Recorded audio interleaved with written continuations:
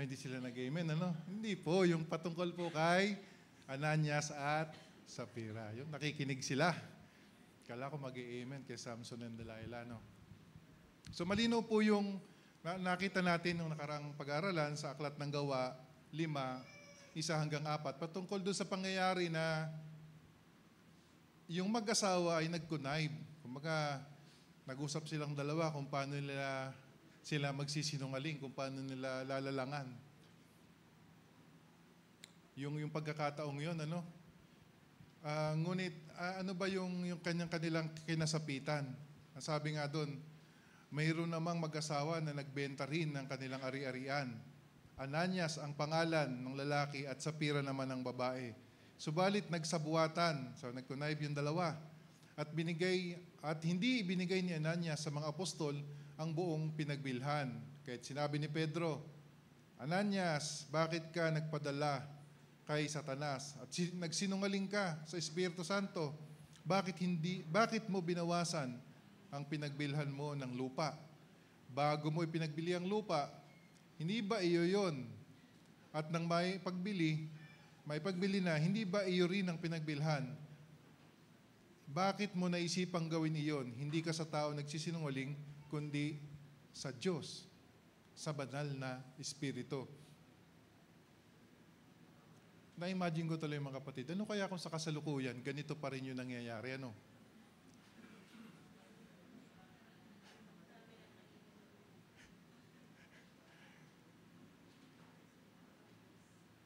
Nahabagin talaga ang Panginoon, ano? At binibigyan talaga ng pagkakataon ng kanyang mga anak na pagkakataon na makapamuhay ng ayon sa kalooban ng ating Panginoon. Kaya kung nakikita natin, ipinapahayag sa atin mga kapatid yung mga bagay na ito, mga katuroang ito na ating pinag-aaralan, may kakayahan tayong magsinungaling sa banal na Espiritu. At itinuturo sa atin, pinapakita sa atin, na mayroon din tayong kakayanan na hindi gawin ang mga bagay na yon. At nasa sa atin na lang bilang isang mananampalataya, kinangkin natin na tayo'y tunay na anak ng Diyos. Amen po? May kakayanan tayong pagtagumpayan o piliin na huwag magkasala o hindi magsinungaling sa harapan ng banal na Espiritu. Kaya kung kayo po ay magkakaroon ng anak na babae o lalaki, huwag niyo pong papangalanan ng Ananias, tsaka Sapphira. Ibang mga pangalan na lang po, yung mga tanyag na pangalan na lang po sa Biblia na maganda yung kanilang naging patotoo. Yun na lang po ang ipangalan nyo. At pangatlo po, ano po ang sabi dyan sa ating napag-aralan sa nakalipas na mga linggo? Huwag po kayo mag-alala, mahigsi lang po itong pag-aaralan natin. Mga 12:00 po siguro tapos tayo dito. Amen po. Kaya dun sa iba na medyo andap-andap na, galaw-galaw lang po ng konti, lalo sa mga katabi, Galaw-galaw lang po. At medyo mainit talaga. Ano po yung sabi dyan? Doon sa pangatlo, kapag lumalaban ang Kristiyano sa banal na Espiritu. So merong struggle, Meron talagang, meron siyang naisin na gusto niyang isagawa at ayaw gawin yung sinasabi ng banal na Espiritu. Yan din po yung sinasabi dyan sa Aklat ng Gawa, chapter 7, 51 at 53. Ang sinasabi nga po doon, napakatigas ng ulo nyo. Ayaw ninyong magbago sa inyong kalooban. Ayaw ninyong dinggin ang kalooban mula sa Diyos. Kung ano ang ginawa ng inyong mga ninuno, iyon din ang ginagawa ninyo ngayon. Lumalaban kayo lagi sa Espiritu Santo. So pinapahayag po dito na katulad ng mga ginawa ng inyong mga ninuno. Ano ba ginawa ng kanilang mga ninuno? Sinong propeta ang hindi inusig ng inyong mga ninuno? Hindi lang po basta pag-uusig, pinapatay nila ang mga nagpapahayag tungkol sa pagparito ng matuwid na inyo namang pinagtaksilan at ipinapatay. So ibig sabihin ko, ano yung ginawa ng kanilang mga ninuno, ng mga Hudyo na to, ay ganun din yung kanilang ginagawa sa kasalukuyan. Nandun yung pagsulangat o yung paglaban nila sa kalooban ng banal na Espiritu. Tinanggap na nila ang mga kautosang binigay ng Diyos sa pamamagitan ng mga anghel ngunit hindi naman ninyo ito sinusunod. So nandun pala yung paglaban, kapag ang isang mananampalataya ay naturuan, napag-aralan na niya sa kanyang buhay, yung tamang pagsunod sa Panginoon, kung paano siya mabubuhay ng maayos at wasto. Ngunit sa bandang huli, anong pinipili niya pa rin ay pagsuwayo, yung sarili niyang naisin, nilalabanan pala natin ng banal na Espiritu. Amen po? Kaya nga po nakakalungkot, makikita natin kapag isasaysay natin, laging halimbawa, 5 taong Kristiyano, 10 taong Kristiyano, 20, 30, at ganun pa rin yung antas ng kanyang pananampalataya, walang paglago, dahil nga po sa ganung kalalagayan. Maaaring siya namumuhay base dun sa kanyang naisin lamang. At ito'y sumasalungat dun sa pinapagawa sa kanya o inaatas sa kanya ng Panginoon. Kaya sa tuwing tayo isusuway, sa tuwing ang isasagawa natin ay pagsalungat doon sa naisin ng Panginoon, lumalaban tayo sa banal na Espiritu. Kaya nga po ang isang mananampalataya ay meron siyang sariling kapilian sa kanyang buhay pananampalataya. At nawa, yun nga po, huwag makatagpo sa ating buhay o huwag makita sa ating pamumuhay yung pagsalungat o paglaban sa banal na Espiritu. At ano pa po, yung pang-apat, ito tinalakay din natin nung nakaraang linggo. Kapag sinasaktan ng Kristiyano ang kalooban ng banal na Espiritu. Kuya Ronald, paano yun? Paano yung sinasaktan? Tandaan po natin, ang banal na Espiritu ay isang persona. Kaya yung mga bagay na ginagawa natin ay may nakikita at nadarama niya. Kung nandun yung pagsunod o pagsuway sa kung ano man yung pinapagawa sa atin ng Panginoon. At sabi nga doon sa Efeso 4:30 hanggang 32, ang sabi doon, at huwag na ninyong saktan ang kalooban ng Espiritu Santo ng Diyos. Huwag daw saktan, sapagkat siya ang tatak ng Diyos sa inyo. Katibayan na kayo'y tutubusin pagdating ng takdang araw. At napag-usapan po yung tatak, malimit na inahalimbawa ito dun sa ginagawa sa mga hayop, sa inaalagaan nila. Maaring sa baka, sa kalabaw. Hindi ko alam kung sa kambing meron eh. Pero sa amin sa kalabaw meron. Ito madalas ginagawa yan sa pagkamahal na araw. Maraming mga magsasakay nagtitipon malapit do sa simbahan. Tapos dala-dala nila yung kanilang mga kalabaw. Yung mga kalabaw na to, yun yung mga tawag nila mga dumalaga or yung mga bata pang kalabaw na wala pang tatak. So ang ginagawa nila, dinadala nila yung pang tatak, pang hero yata tawag-tawag doon. Yung daddy ko noon, natatandaan ko, meron kaming ganun sa bahay. Initial niya yun JC. Tapos may bilog na ganun. Iniinit po yun sa parang pugon, sa mga kahoy, pinagbabaga. Tapos, yun, medyo masakit. Talaga masakit yun. Tinatatak dito sa ganito ng kalabaw. Nagiging tatak. Bakit po nilalagyan ng ganun? Kasi sa probinsya po, alam natin yung kalabaw, ang laki niyan, di ba? Napakalaki niyan, lalo yung mga bupalo. Ang lalaki po niyan, ang lalakas niyan. Kapag tinatali po yan, may mga pagkakataon na siya'y nakakaalpas o nakakawala.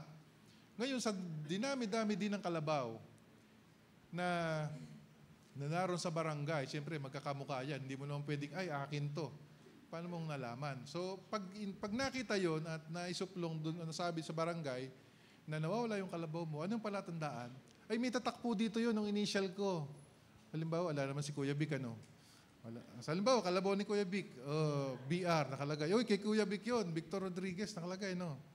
May tatak. So, ibig sabihin, pagmamay-ari, malinaw na pagmamay-ari niya yon. Maliban na lang siguro, kung yung kalabaw mo ay ilan, kakita na po ba kayo ng puting kalabaw? Meron po nun, puting kalabaw. Ayun, yung ganun. Ayun, kahit siguro hindi mo tatakan, kung malimit talaga, at least makikita agad. So, ganun po yung kahalagahan ng tatak, pagmamay-ari. O, ito yung palatandaan na itong bagay na ito o yung property na ito ay ikaw ang nagmamay-ari. At ganun po yung binabanggit dito, ano? Ang sabi diyan ay ito'y katibayan na kayo'y tutubusin pagdating ng araw. Ito yung katibayan.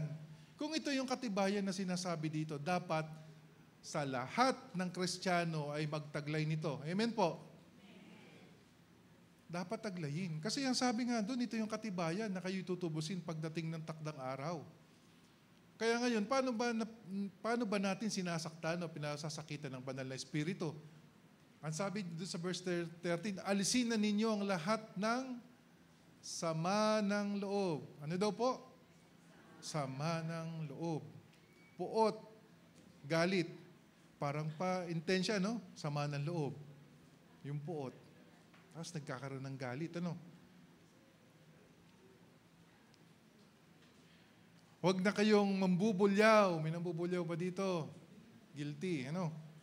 Manlalait at mananakit ng damdamin ng kapwa. So, ibig sabihin pala, kapag ginagawa natin yung mga bagay na to, kapag nakikita na sa atin ng banal na Espiritong ginagawa natin yung mga bagay na nabanggit, pinapasakitan natin ang banal na Espiritu.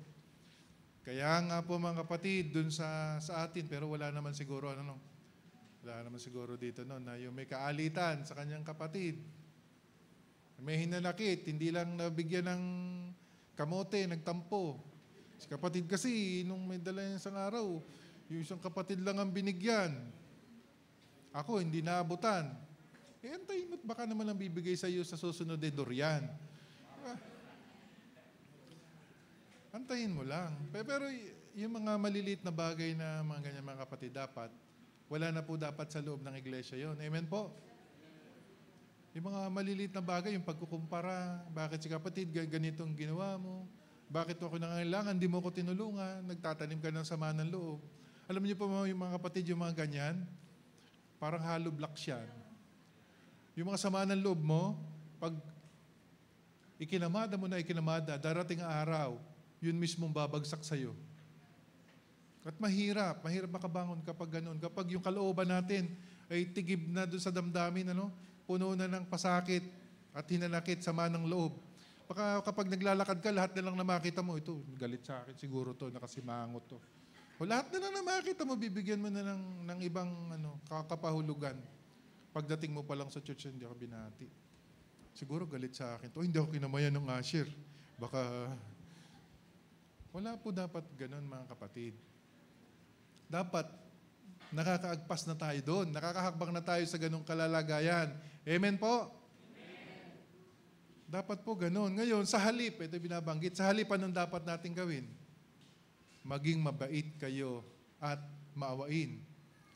Magpatawad at magpatawad kayo sa isa't isa, tulad ng pagpatawad sa inyo ng Diyos dahil kay Kristo. Kasi katulad din natin mga kapatid, di ba? Tayo mga nagkasala rin. Ang daming kasalanan din ating nagawa. Huwag na nating idamay pa yung kasalanan ni Adan. Siya'y mananagot para sa kanyang kasalanan. Ang problemahin natin yung kasalanan natin, na nagawa natin. Sa dami naman kasalanan natin ginagawa, napapatawad tayo ng ating Panginoon. Pinatawad tayo ng ating Panginoon. Hindi ba't ganun din yung kailangan nating gawin sa ating mga kapatid? Magpatawad sa panahon na mayroong mga shortcomings. Kasi katulad din natin sila, hindi sa lahat ng pagkakataon maayos yung kanilang pakiramdam. Baka during that time, kaya nagkaganon, hindi nakainom ng maintenance na gamot si ate o si kuya. Kaya ganun yung kanyang kinalabasan, yung kanyang naging reaksyon. Kaya po sa atin, maging maingat po tayo doon. At gaya nga sabi ko kanina, dapat hakbangan na natin yun mga kapatid. Maging katangian o yung sangkap na ng buhay, pananampalatanayan natin sa bawat araw, yung pagpapatawad. Kasi ang totoo po mga kapatid sa mundong ito, paulit-ulit nating mararanasan yan. Amen po? Paulit-ulit na masasawi ang ating kalooban doon sa expectation natin sa ating kapatid. At nawa, sa pagkakataong gano'n, ay hindi tayo mabiktima o mahulog doon sa pagkakasala na ganung mga kaisipan yung ating mapalago sa kalooban natin, yung mga galit, puot. Dapat mapagtagumpayan na po natin yung mga kapatid. Kasi sabi nga natin, ito'y nagiging paraan para saktan natin ang kalooban ng banal na Espiritu. Kung mapapansin po natin, ito'y patungkol lagi sa ano yung common na pinatutungkulan, kanino siya sinasabi? Kristiyano. Ibig sabihin, mananampalataya. Kaya yun po yung patuloy na pinagtitibay, Ito mga bagay na ito. Ngayon, kailan ba nahadlangan ang banal na Espiritu sa kanyang gampanin sa buhay? Ito na po yung panglima. Dito po tayo actually magsisimula Dito po tayo magsisimula sa ikalima. Review lang po yung nakaraan, Review lang po. Pero promise po, masaglit lang po ito. Kapag ginahamak ng Kristiyano ang banal na Espiritu. Katilira, pakibasa nga po itong nakadilaw. Matapos nating malaman at tanggapin ang katotohanan at magpatuloy pa rin tayo sa pagkakasala. Wala nang handog na maiaalay pa para sa ikapagpapatawad ng ating mga kasalanan. Gaano kabigat sa akala ninyo ang parusang nararapat sa taong humamak sa anak ng Diyos? Lumapastangan sa dugong nagpatibay at sa tipan ng nagpabanal sa Kanya at humamak sa mahabaging Espiritu. Yan. Ito po yung mga katotohanan na makikita natin. Mga Kristiyano po ba yung kausap doon sa mga talatang yan? Amen po? Opo, kasi ang sabi nga po doon, di ba, doon sa verse 29, dahil ang sabi po dyan is sa ating binasa yung patungkol sa dugong nagpatibay sa tipan at nagpabanal sa Kanya at humamak sa mahabaging Espiritu. Matapos nilang malaman ang katotohanan, natanggap na nila ang banal na Espiritu, subalit nagpapatuloy pa rin sila sa pagkakasala. Ito po yung binabanggit paulit-ulit doon sa ating napag-aaralan. Kaya ito nga po, araling ito ay patungkol sa mga Kristiyano. Malinaw na born again na silang totoo. Amen po? Na born again na silang totoo. Tinanggap na nila ang banal na Espiritu. Amen po? Ngunit ano nangyayari? Pinipili pa rin nilang magkasala. Ganun po yung kalalagayan sa mga pagkakataong yan, mga kapatid. Tunay na sila nakakilala, natanggap na nila ang banal na Espiritu bilang kanilang parakleto. Ngunit kumakawala pa rin sila. Yung sarili pa rin nilang naisin ang gusto nilang mangyari. Kaya nga, patuloy na pinapakita sa kanila, ano daw ba yung parusang nararapat sa taong humahamak sa Diyos, lumalapastangan sa dugong nagpatibay sa tipan at nagpabanal sa Kanya? Hindi ba ito yung mga gawain ding ng mananampalataya? Na ito yung direktang kanyang ginagawa na nagpapasakit sa kalooban ng banal na Espiritu. Kaya po hindi dapat ipagyabang, ipagmalaki ng isang mananampalataya na sa kanyang sarili, ako natanggap ko na ang banal na Espiritu. Mas superior ako sa iyo. Mas banal ako sa iyo. Hindi po dapat ganun, mga kapatid, yung nagiging kalalagayan natin. Hindi dapat nating kinukumpara yung ating mga sarili para maipakita po na higit tayong mas matuwid kaysa iba. Ano po yung kailangan nating gawin? Dapat po, sa ganyang kalalagayan, dapat mas tuntunin po natin ang salita ng Diyos, matutunan ang salita ng Diyos, at hangaring matanggap ang banal na Espiritu sa mga hindi pa nakakatanggap. Yun, dapat doon po tayo nagbibigay pahalaga sa mga bagay na yan. At hindi yung ipagyayabang natin yung sariling kalalagayan. Ako, 20 taon na ako. 20 taon na ako mananampalataya. Ikaw, isang buwan, isang linggong mananampalataya pa lang. Kaya kung titingnan mo, dapat mas mataas ang tingin mo sa akin. Hindi po dapat ganun, mga kapatid, Hindi dapat ipinagyayabang yun. Naikwento ko sa inyo noong nakaraang panahon na ako'y nakapag-preach din po na doon sa aking pinagtrabahuhan. Yung mga empleyado doon, unang salta ko doon, unang sabi sa akin, bakit? Ilang taon ka na ba dito? Ay, sorry po, kapapasok ko lang po. Mga 1 linggo pa lang ata ako noon eh. Sabi ko, bakit ganun yung ambience doon sa workplace? Ang nagsasalita po sa akin ay pasintabi po doon sa mga driver, pero yun po kasi yung position nila doon, driver, company driver.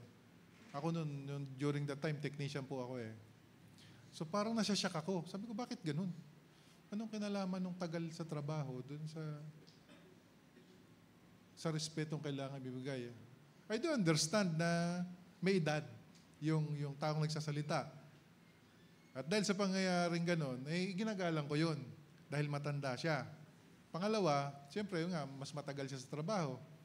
Pero hindi naman dapat ganun yung maging trato doon sa mga bago.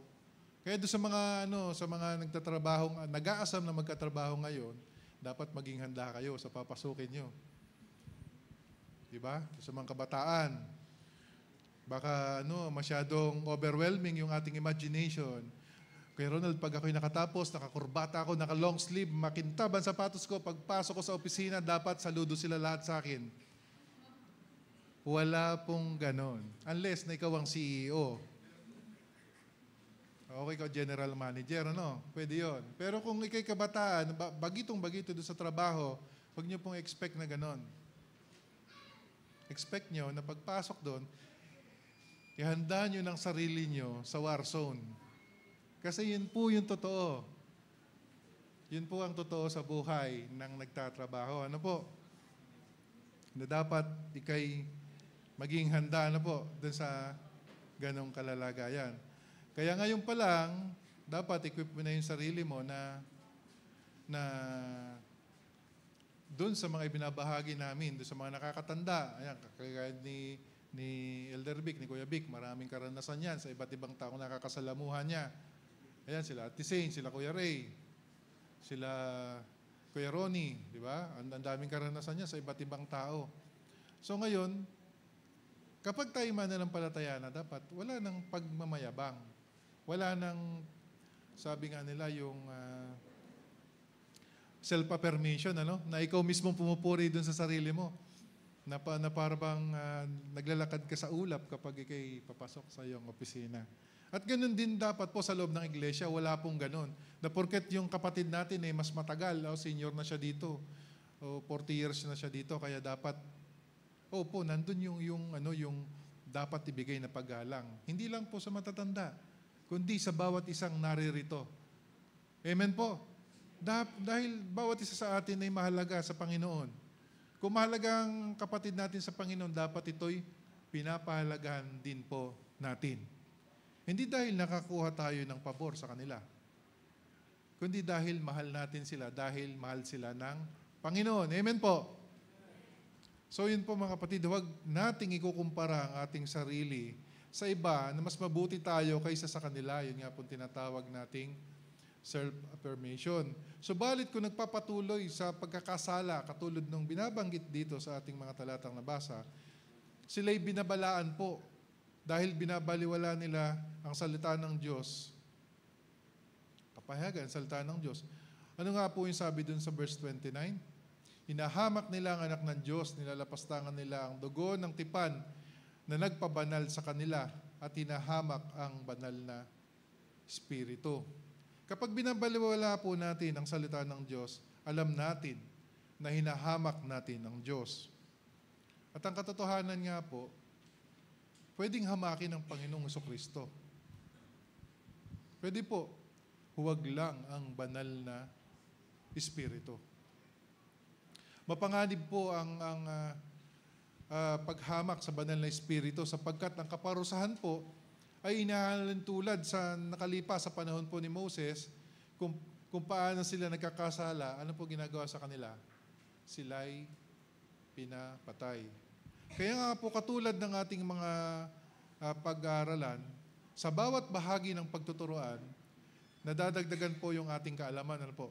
Ngayon, kung hindi natin ito isasaganap sa pang-araw-araw na pamumuhay natin, ang mga natutunan natin, binabaliwala po natin at hinahamak ang Diyos, hinahamak natin ang banal na Espiritu. Bakit po? Halimbawa, sa mga pagtuturuan, halimbawa si Ate Sel, yung mga nakapagtapos na sa SOW. By the way, Ate Sel, pwede pa, no? Pwede pa bang umabol? May sa mga gustong mag-aaral pa doon sa SOW. Malaking bagay po yun. Yung mga pag-aaralan pong ginagawa ng church, yung mga inihahanda po sa mga pagtuturo, pag-aaralan, ito po'y isang sangkap sa paglago ng ating buhay pananampalataya. So sa atin ibinibigay po yun, mga kapatid. So ngayon, tayo naman na tumatanggap, may kakayahan tayong isagawa yung mga bagay na yun. Amen po. Meron tayong sariling kapilian kung gagawin natin ito o hindi. Sa panahon na tayo po ay pumili at ninais natin na sundin kung ano yung itinuturo sa atin, sino po ang unang mabibiyayaan? Tayo din. Yung tao ding sumusunod. Ngayon, sa panahon na paulit-ulit ng itinuro, paulit-ulit ng binahagi, hindi lang doon sa SOW, sa prayer meeting, sa mga Bible study cluster natin, sa ibang mga pagtatagpo, kapag kami mga seminars, paulit-ulit na sinasabi, natutunan natin. Kumbaga parang empty glass na nalagyan na ng tubig. Ibig sabihin, yung ating kaalaman ay patuloy na nadadagdagan. Kapag hindi po natin ito isinasaganap sa ating buhay, binabaliwala natin at tinahamak natin mismo ang banal na Espiritu. Bakit po? Sapagkat ikay namumuhay, ayon na lang sa iyong sariling kalooban. Binabaliwala mo yung mga bagay na itinuturo sa iyo. Bakit mo binabaliwala? Siyempre, meron laging reason yan. Ano? Bakit mo siya binabaliwala? Ibig sabihin, meron kang mas gustong gawin sa iyong buhay pananampalataya. At yun po nakakatakot. Kapag tinuturo na sa iyo ang wasto at hindi mo pa rin sinusunod, kapahamakan po ang mangyayari. Imagine niyo po, nasa trabaho, babalikan ko po sa trabaho, ano? Itinuturo na sa iyo, kailangan ganito, step 1, ganito gawin mo, step 2, step 3, step 4, hanggang step 5. Yung sa step 6, ito yung output. Dahil siyempre, mas gusto mong gawin yung naisin mo. Hindi, yung step 1 hanggang 3, kaya kong shortcutin yan. Nakukuha mo naman yung pinaka-output. Kaya lang, later on, kapag may iba ng mga pinagagawa at nahirati ka o nasanay ka na sa ganung kalakaran, sa bandang huli, mabubulaga ka na lang. Ay, ang daming defect na bumabalik. Ang daming losses ng kumpanya dahil hindi mo sinunod ng wasto yung proseso na dapat mong pagdaanan. Ngayon, ano mangyayari? Pag na-review at nakita ng management na yung mga pinagagawa mo ay ito, anong gagawin sa'yo? Pupurihin ka ba? Bigyan kitang commendation. Commendation na to para hindi ka na mahirapan sa iyong buhay. Para hindi ka na mahirapan sa pagpasok tuwing umaga at hindi ka na ma-late. Magpahinga ka na lang ha, hanggang bukas na lang yung trabaho mo. Maghanap ka na. Gusto ba natin yung ganon? Hindi po, Kaya nga po, yung mga bagay na sinasabi sa atin, itinuturo sa atin, pahalagahan po natin yan, mga kapatid. Dahil lang ang bawat pakahulugan sa mga katuroang ibinibigay, itinuturo sa atin, ito po yung makakatulong sa ating buhay pananampalataya. At hindi po ito ituturo para lang masabing may maituro sa inyo. Ito po yung pinag-iisipan at pinag-aaralan ng ating mga tagapamuno, ng ating mga pastor, diba? Para sa ating ikalalago sa ating buhay pananampalataya. Kaya kung binabaliwala po natin ang mga bagay na to, isa po tayo dun sa umahamak sa Diyos. isa din po tayo dun sa umahamak sa gawa ng banal na Espiritu. Nahahamak ang banal na Espiritu kapag ang isang naging Kristiyano na, sino daw po? Kapag ang isang naging Kristiyano na totoo ay nakuha pang tumalikod at baliwalain ang pinananampalatayang ginawa ng Panginoong Hesus. Ito po yung paghamak sa anak ng Diyos at sa banal na Espiritu. Amen po? Kaya po lagi nating pag-isipan yung mga bagay na ginagawa natin kapag sinabing itong kailangan natin gawin at nakita naman natin at nasuri natin na tapat at totoo yung mga pamantayang ito, gawin po natin mga kapatid. At huwag po tayong masanay na nakabase lang doon sa sarili nating kakayahan, sa ating sariling kaisipan. Dahil sa bandang huli, kapahamakan po yun na maaari nating maranasan. Kasi nga, nakabase lang ito sa sarili nating kakayahan. Sabi ko sa inyo, saglit lang po ito. Ito na po yung pang-anim. Kailan ba nahadlangan ng Banal na Espiritu sa kanyang gampanin sa buhay? Ito po ang mas mabigat. Kapag nilalapastangan ng Kristiyano ang Banal na Espiritu.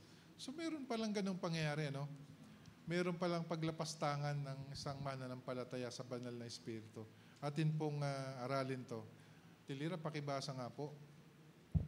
Yun lang po nakadilaw. Kaya't sinasabi ko sa inyo, mapapatawad ang anumang kasalanan at paglapastangan, ngunit hindi patatawarin ang anumang paglapastangan sa Espiritu. Sino mang magsalita laban sa anak ng tao ay patatawarin, ngunit sino mang magsalita laban sa Espiritu Santo ay hindi patatawarin, maging sa panahong ito o sa panahong darating. Yan po yung sinasabi natin kanina na maaari kang marami mong pasakitan ang ating Panginoong Hesus, ngunit hindi dapat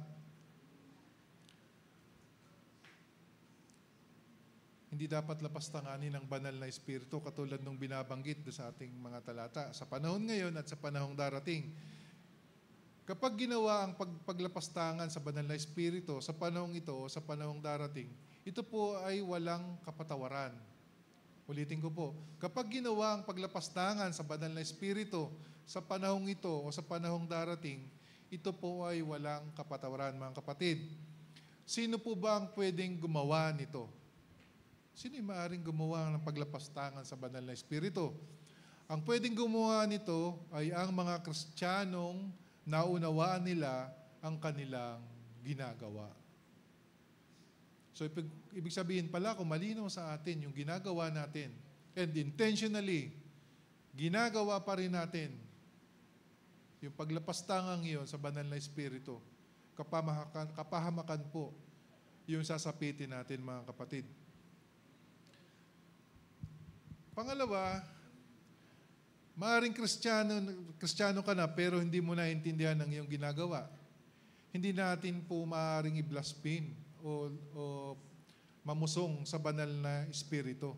So, ikaw kay mananampalataya at may pagkakataon na hindi mo naintindihan na yung ginagawa mo palang yun ay paglabag o paglapastangan dun sa banal na Espiritu. Hindi po ikinoconsider na pamumusong yung mga bagay na yun. At pangatlo, kung hindi siya Kristiyano, kahit ano pang gawin niya, kahit alipustahin pa niya banal na Espiritu, hindi niya po mabablaspheme o mumusong yung banal na Espiritu, hindi niya malalapastangan. Kasi unang-una, wala siyang kaugnayan.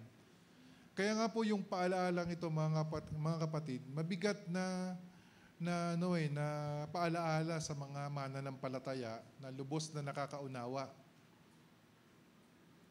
Paano ba yung Kuya Ronald? Halimbawa, naunawa natin na ang pagtulog ay hindi nakakatulong sa pakikinig. Naunawaan po natin na yung mga bagay na ginagawa natin ay hindi po kalugod-lugod sa harapan ng Panginoon. Huwag na po natin gawin, mga kapatid. Paulit-ulit po natin inire-remind na yung mga malilit na bagay na yan yung malalaking pagsuway sa Panginoon ay nagsisimula doon sa maliliit na bagay. Parang katulad na binabanggit ko sa inyo kanina, parang hollow blocks na pinagpapatong-patong yan. Sa bandang huli, ikaw ang matatabunan. Ngunit ang taong binabanggit dito sa Mateo, kagaya po nung sinasabi natin, narinig na nila ang salita ng Diyos. Amen po. Nakikita nila ang ginawa ng Diyos. Amen po. Nararanasan nila ang kabutihan ng Diyos. Sabi pa nga dito, sila yung mga Hudyo, hindi po ba? At gayon pa man, sila'y sumuway sa Diyos. Hindi sila sumunod sa utos. Ito po isang direktang paglapastangan sa banal na espiritu. Mas mabigat nga po yung kanilang kalalagayan ng mga panahong yun eh. Narinig na nila yung salita ng Panginoon. Nakita nila at naranasan nila kung ano yung kabutihan ng Panginoon. Pangatlo, sila pa yung pinili, mga lahing pinili ng Diyos. Gayunpaman, sa kabila ng lahat ng mga katangiang iyon, sila pa rin yung gumagawa ng pamumusong sa ating Panginoon. Ano po ba yung sinasabi dun sa aklat ng Mateo 12:22 hanggang 24? Ate, pakibasa nga po. Dinala noon kay Jesus ang isang lalaking bulag at pipi na sinasapian ng demonyo. Pinagaling siya ni Jesus kaya't siya'y nakakita at nakapagsalita.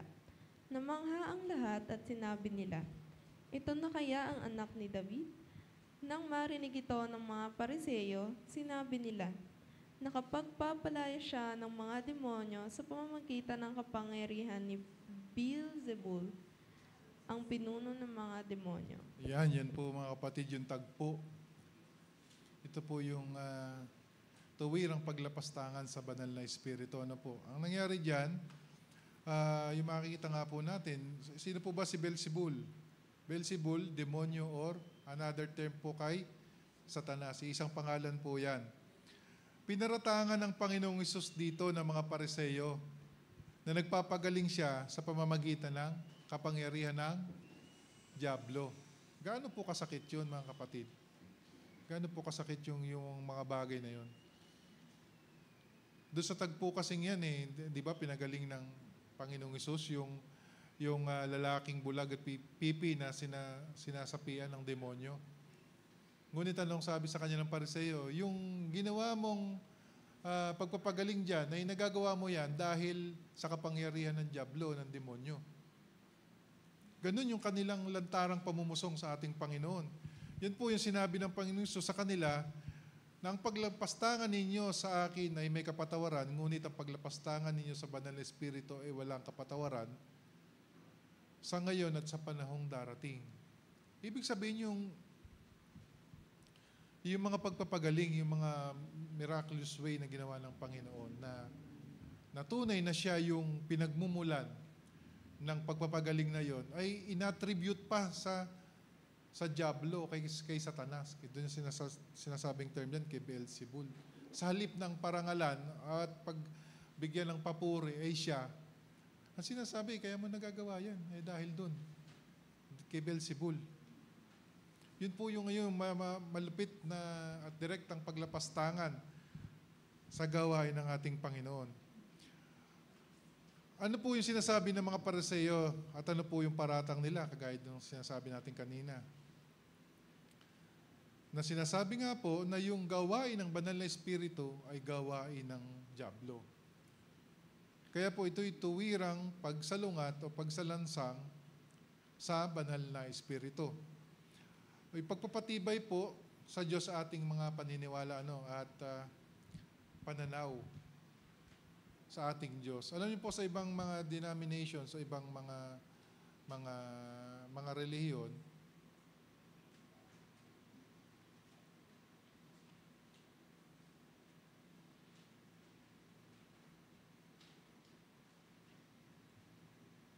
nag-jump pala siya. May mga denominasyon po na hindi naniniwala sa bautismo sa banal na espiritu, mga kapatid. May nagsasabi na pang demonyo ang nanggaling yung mga gawain yan. Ito po, personal na karanasan ko dun sa mga ibang church dati na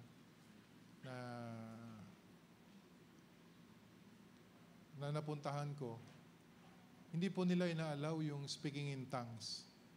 Hindi po nila inaalaw. Ang gagawin doon, pagka merong kapatid na nag-speaking in tongues, lalapitan yun, pagsasawayin yun, sasabihan, pasensya na kapatid, hindi namin ina-exercise dito yung ganyang kaganapan. Kaya po may mga pagkakataon na napakahirap din pong matanggap yung banal na Espiritu dahil dun sa mga ganong katuruan. Dahil sa kanilang paniniwala na yung mga nag-i-speaking in tongues ay hindi galing sa Panginoon. Na-imagine niyo kung gaano yung pagsalungat, kung gaano kabigat yung paratang. At meron namang ibang mga grupo na naniniwala na pinatigil na yung gift na yan. Gift lang yun yung pagsasalita sa ibang wika. Nung panahon lang nila yan, pero sa panahon ngayon wala na yan. Hindi po mga kapatid. Malino po doon sa ating napag-aaralan. Kaya nga po, kapag inuugnay na yung ganong mga pangyayari pagsasalita sa ibang wika ay inililink doon sa gawain ng kaaway, ng demonyo kaya, imagine nyo, ganun ba yung pagkakilala natin sa ating Diyos na sinasamba? Siguro yung sa kanila, ganun. Ganun yung kanilang pananaw. Pero sa atin, hindi po mga kapatid. Amen po?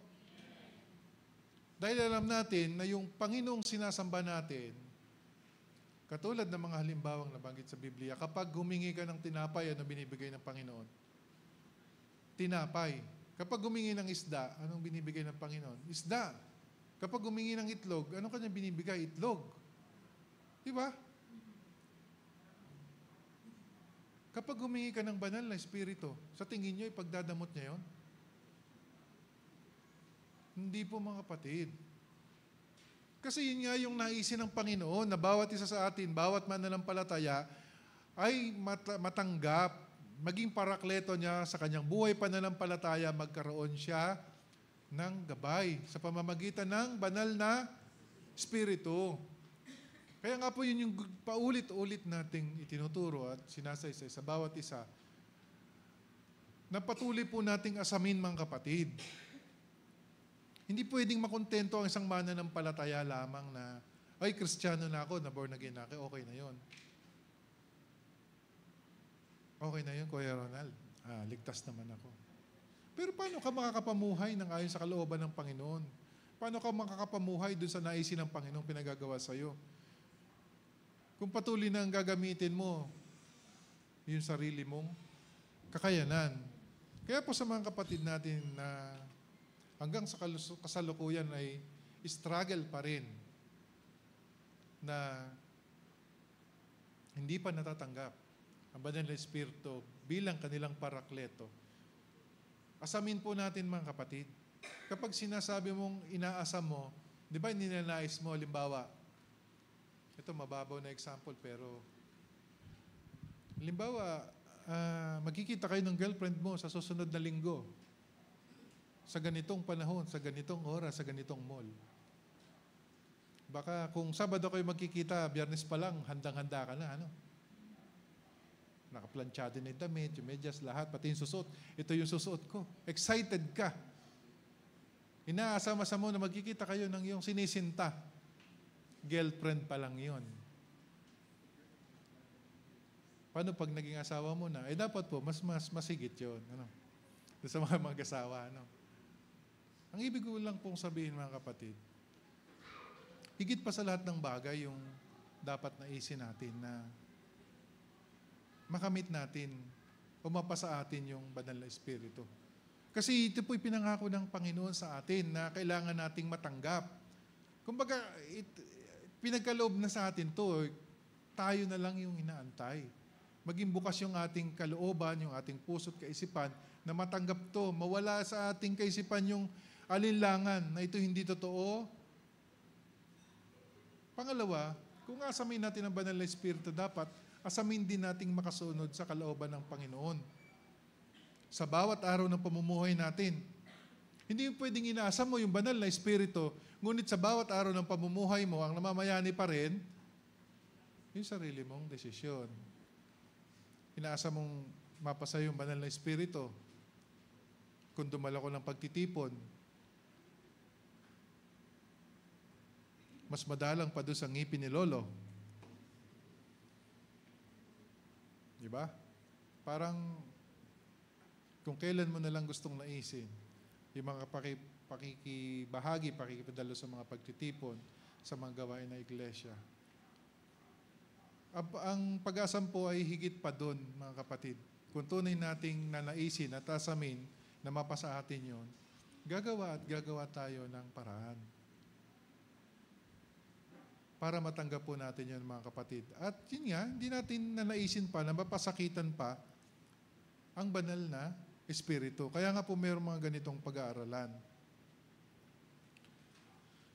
Ang paglapastangan sa banal na Espiritu ay ang pagpaparatang na ang mga gawa ng banal na Espiritu ay mga gawa ng kaaway ng Diyos o ni Beelzebul na tinatawag din Diablo o ng mga demonyo. Dapat malinaw po sa atin yung mga kapatid. At sa isang mananampalataya, dapat nakikita niya at nalalaman niya kung ito ay gawa ng kaaway o gawa ng Panginoon. Kaya nga po yung discernment, nakikita natin yan, ano? Kapag dumarating sa punto na kailangan mo magdesisyon, ito ba ay patibong para masilo ang iyong pananampalataya? Dapat maging alisto po tayo dun sa mga kapatid sa mga bagay na yon. And yung mga tinuturo po sa atin, yung mga katuruang ibinabahagi sa atin, ito po yung nagpapatibay o parang nagiging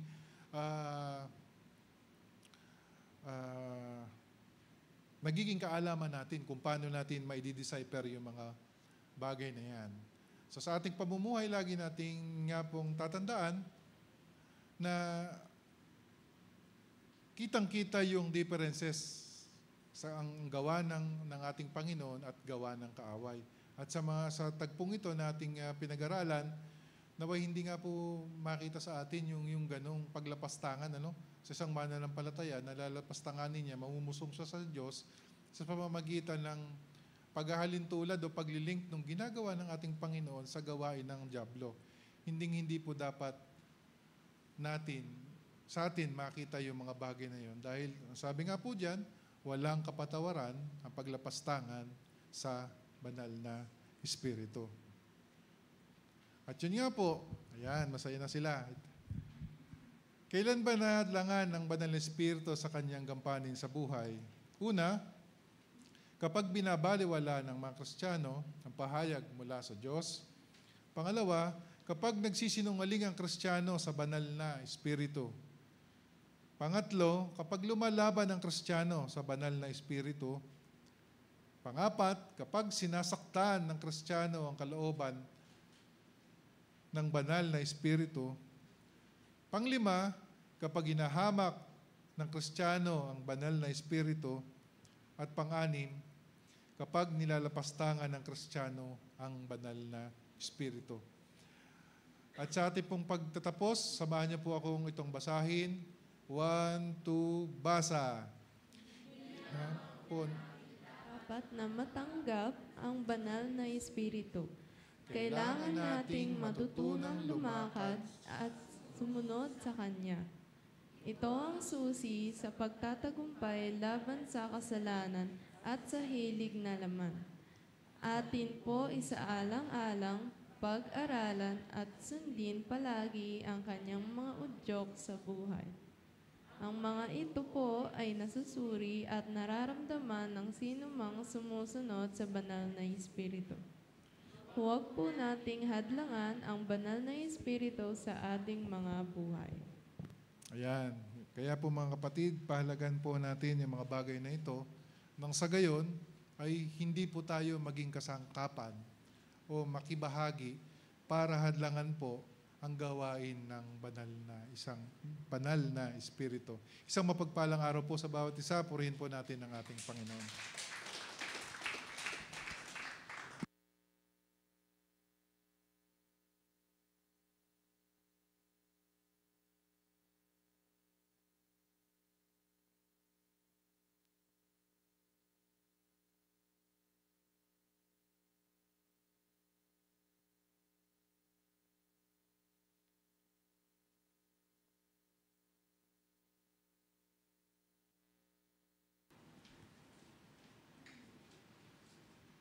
Good morning po mga kapatid. Tayo po ay dumako sa kapahayagan ng pananampalataya. Inaanyahan ko pong lahat na tumayo.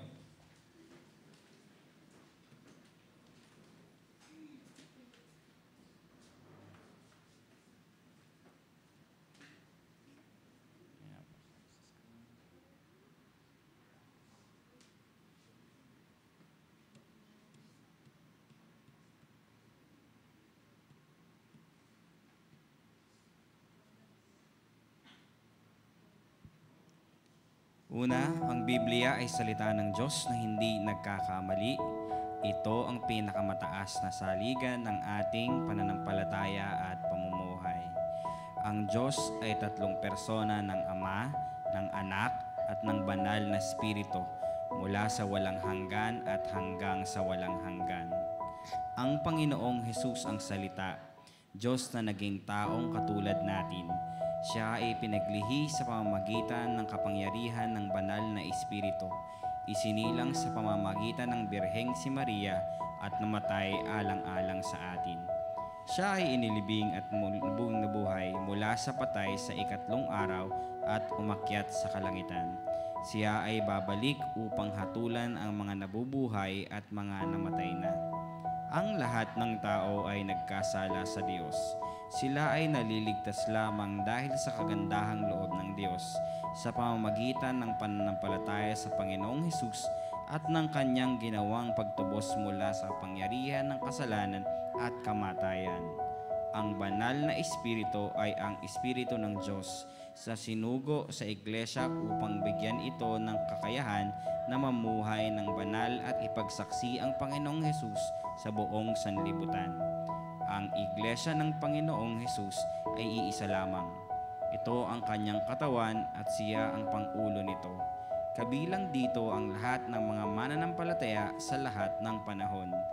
Ang Iglesia ay mayroong tungkuling ipangaral ang mabuting balita ng kaligtasan sa lahat ng mga bansa. Ito ay magaganap niya sa pamamagitan ng pagtatanim ng mga iglesia at pagtataguyod ng gawaing ito sa pag-iikapu at pagkakaloob. Ang lahat ng mga mananampalataya sa lahat ng panahon ay kakaunin upang makasama na ang Panginoong Hesus sa walang hanggan. Pagkatapos, ang Panginoon ay babalik upang hatulan ang sandaigdigan at ang mga naririto. Pagkatapos, ang lahat ng mga namatay ay bubuhayin muli ng may pagkakasunod-sunod. Huhukuman ang lahat ng mananampalataya. Huhukuman din ang lahat ng hindi mananampalataya at hindi mananampalataya. Ang lahat ay mabubuhay sa walang hanggan at sila ay itatalaga sa iba't ibang kalalagayan. Ang bautismo sa tubig, ang tugon, pananampalataya at pakikipag-isa ng Kristiyano sa Panginoong Hesus. Ang banal na hapunan naman ang paulit-ulit na pag-alala sa pagtubos na ginawa ng Panginoong Hesus sa atin.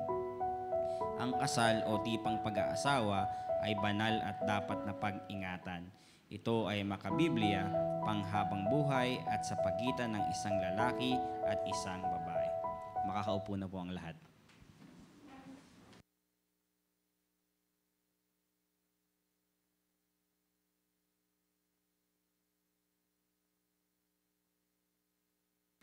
Muli, magandang umaga mga kapatid. Tayo naman po ay dadako sa ating pagbibigay ng ikapo at kalob.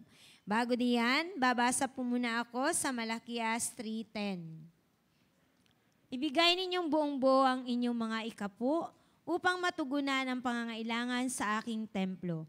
Subukin ninyong gawin ito kung hindi ko buksan ang mga durungawan ng langit at ibuhos sa inyo ang masaganang pagpapala. Amen.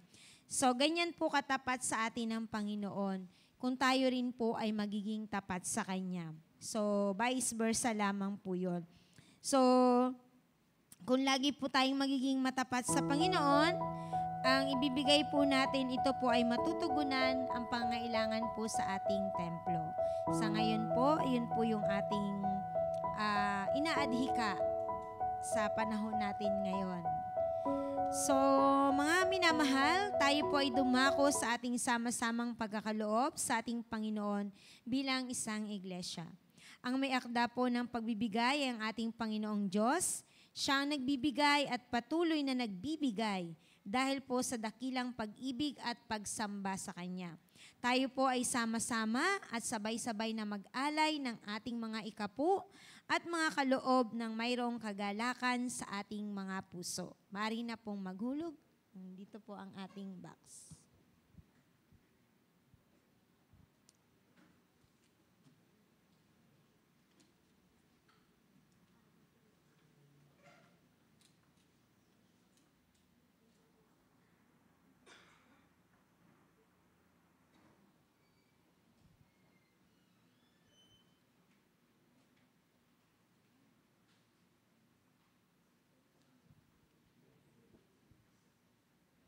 Ayan, ipanalangin po natin ang ating mga ikapo at kaloob. Ama naming Diyos sa dakila at banal, kami po ay muli nagpapasalamat sa kabutihan mo sa aming buhay. Salamat, Panginoon, sa bawat isa na tumutugon sa ganitong gawain. Salamat, Panginoon, sa kanilang katagumpayan at sa mga hindi pa, Panginoon, nagtatagumpay sa gawaing ito. Idinadalangin namin sa inyo sila, Panginoon, upang sa gayon, O God, ito ay kanilang mapagtagumpayan. At sa mga hawak, Panginoon, ng mga ikapo at kaloob na to, patnubayan niyo po sila upang magamit lamang ito sa ikalalago ng iyong iglesia. At patuloy nawa, Panginoon, ang biyaya sa bawat isa, sa mga trabaho na aming kinabibilangan. Nawa, Panginoon, ay patuloy kaming magsumisigasig upang sa gayon, Panginoon, ay ang mga biyaya ay patuloy din sa amin. Salamat, O God, ang lahat ng ito, O Diyos, ay aming dalangin sa pangalan ni Jesus. Amen. At darako naman tayo, mga kapatid, sa ating church activities and announcements sa darating na linggo. Ang ating Sunday program, ganun pa rin po, tuwing linggo po ito. Ginaganap po dito sa ating center at via Zoom, 9 a.m. po yan ng umaga. Para po sa mga kasama sa Sunday program, panatilihin po nating tingnan ang ating group chat at bulletin board para sa updated schedule.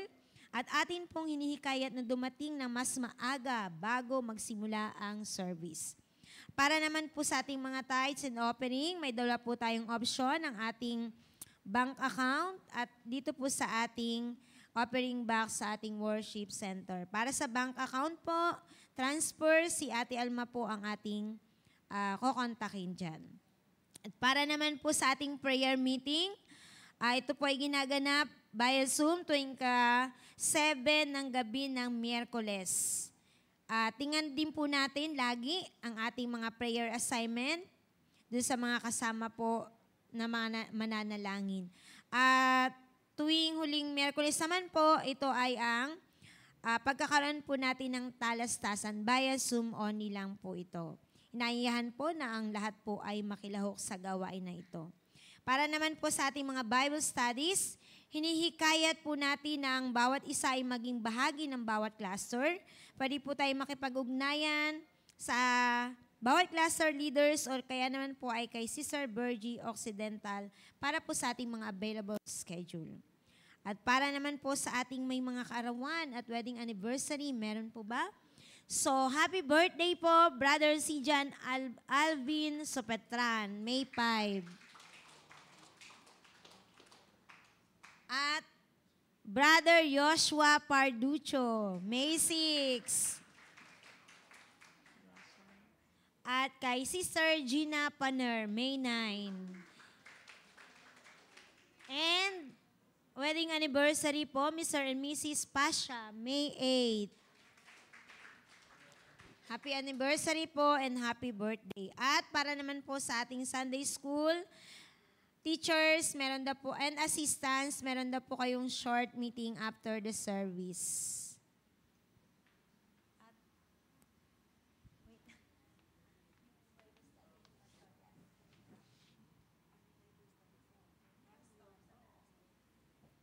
At para dun po sa mga binabible studyhan po ni Pastor, meron po kayong Bible study ngayon po after the service po.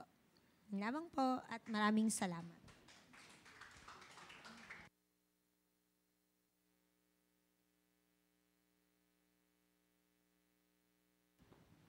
Tinatawagan na po yung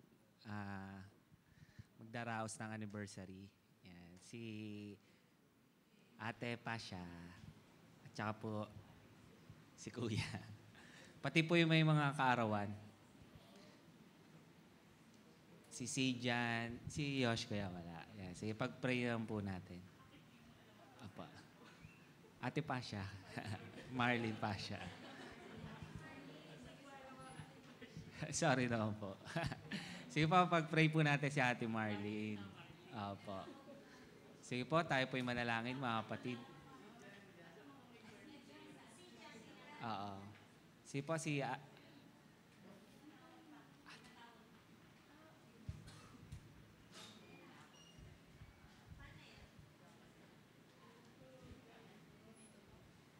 Sige po, tayo po'y manalangin, mga kapatid. Pag-pray po natin sila. Yan.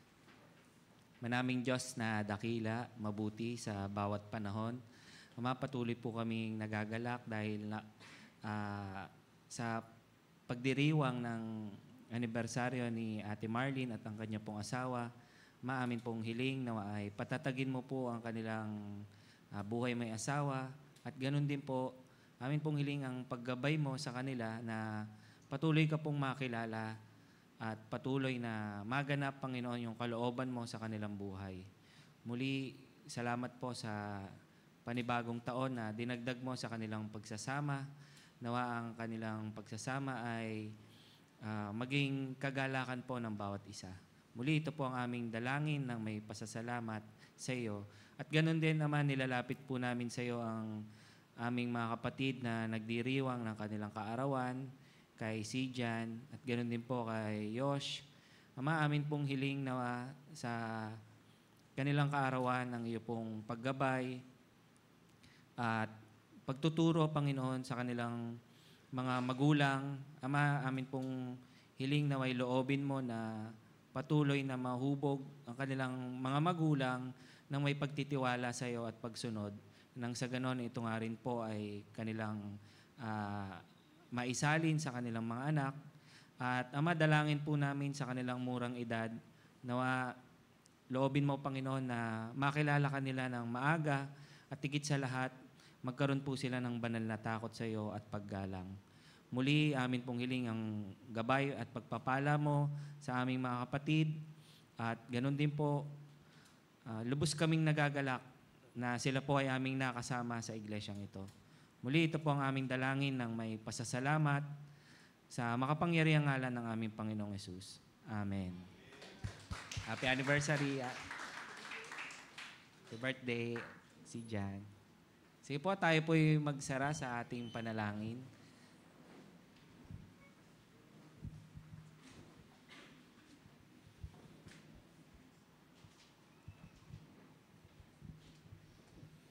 Tayo po'y manalangin, mga kapatid. Manaming Diyos na dakila, Ama, salamat po sa iyong kagandahang loob sa bawat isa. Salamat po, Panginoon, sa katagumpayan ng gawain, sa banal na spirito na patuloy na kumikilos sa iglesyang ito. Ama, lubos po kaming nagagalak at nagpupuri sa iyong kagandahang loob at mga ginagawa para po sa amin. Lord, marami pong salamat sa mga ginamit mo sa umagang ito, sa mga guro, at ganun din po sa mga nagpaawit, at sa mga aming manunugtog, sa mga dancer, at ganun din po, Panginoon, sa lingkod mo na iyong ginamit na nagturo ng iyong salita. Ama, tunay nga na ikaw ay mabuti at hindi nagbabago sa iyong layunin. Ama, salamat po sa aral na aming tinanggap na dapat po naming pahalagahan ang pakikipisan namin sa banal na spirito. At ganun din po, Panginoon, dinadalangin din po namin sa mga kapatid na hindi pa po ito nararanasan o natatanggap. Ama, amin pong hiling na patuloy po nila itong asamin, patuloy na naisin, sapagkat ang pangako ay para sa lahat ng tatanggap sa iyo at mananampalataya. Lord, dalangin po namin ang JF Kabuyaw na tulungan mo po kami, Panginoon, na patuloy na magpakumbaba sa buhay, patuloy na magpasakop at sumunod, dinggin ang udyok ng Banal na Espiritu, na ito nga, Panginoon, ay aming sundin sa lahat ng pagkakataon, sapagkat ito nga, Panginoon, ang layunin mo at ito rin yung nagbibigay kaluguran sa iyo. Kaya, Ama, kung ano man po yung aming mga pagmamatigas, mga hindi pakikinig sa udyok ng Banal na Espiritu at sa mga tao na ginagamit mo sa amin, amin pong hiling, Panginoon, na tulungan mo po kami, Panginoon, na matutunan na ibaba yung aming pride, yung aming mga puso. Nawa ito nga po ay palambutin mo, Panginoon, ayon po sa iyong kalooban. Sa pamamagitan ng iyong mga salita at mga aral na amin pong ginaganap sa mga pagtitipon. Kaya, Ama, salamat po sapagkat ikaw ang dakilang Diyos at wala kang katulad. At ang mga plano mo sa amin, Panginoon, ay kami ay iwangis sa iyo at baguhin ayon sa iyong kalooban. Kaya, Ama, pinupuri ka namin, dinadakila, pinasasalamatan, sapagkat ikaw ang mabuting Diyos na nagligtas sa amin at ikaw rin ang Diyos na patuloy na bumabago sa amin hanggang sa ikaw po ay aming makapiling.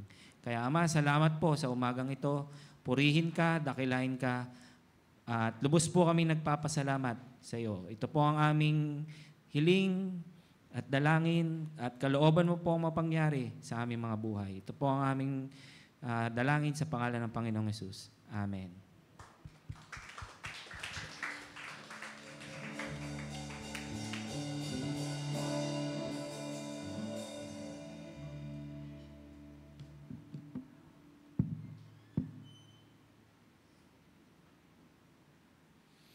Ang biyaya ng Panginoong Hesukristo at ang pag-ibig ng Diyos at ang pakikipisa ng Espiritu Santo ay sumainyo nawang lahat.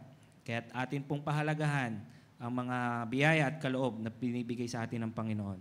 Tapos na po ang ating gawain at magandang tanghali po sa inyong lahat.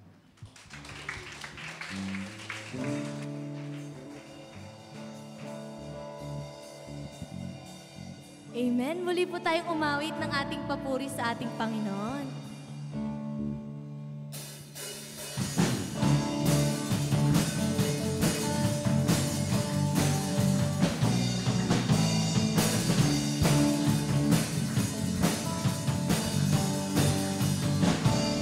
Napakabuti ng ating Diyos, di siya nagbabago.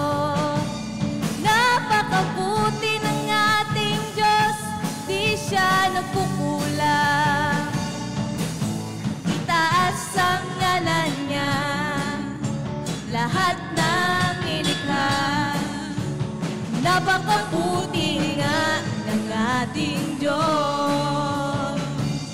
Napakabuti ng ating Diyos, di siya nagbabago. Napakabuti ng ating Diyos, di siya nagkukulang. Itaas ang ngalan niya, lahat ng nilikha. Napakabuti nga ng ating Diyos. Ang nais ko'y magpasalamat sa ating Diyos. Ang nais ko'y magpuri, itaas ang ngalan ni Jesus. Napakabuti ng ating Diyos, di siya nagbabago. Napakabuti ng ating Diyos, di siya nagkukulang. Itaas ang ngalan niya, lahat ng nilikha. Napakabuti nga ng ating Diyos. Ang nais ko'y magpasalamat sa ating Diyos. Ang nais ko'y magpuri, itaas ang ngalan ni Jesus. Napakabuti ng ating Diyos, di siya nagbabago. Amen. Napakabuti ng ating Diyos, di siya nagkukulang. Itaas ang ngalan niya, lahat